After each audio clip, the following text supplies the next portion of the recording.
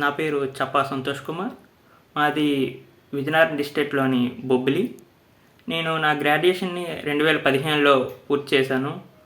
After my completion of graduation నేను చాలా government జాబ్స్కి ప్రిపేర్ అయ్యాను. కానీ తర్వాత నాకు ఐటీ మీద ఇంట్రెస్ట్తో నేను ఐటీ సెక్టర్లోకి వెళ్దాం అనుకున్నాను. దాంతో మా ఫ్రెండ్ నాకు ఈ విజన్ గురించి సజెషన్ చేశాడు. సో నేను ఈ విజన్లో జాయిన్ అయ్యాను.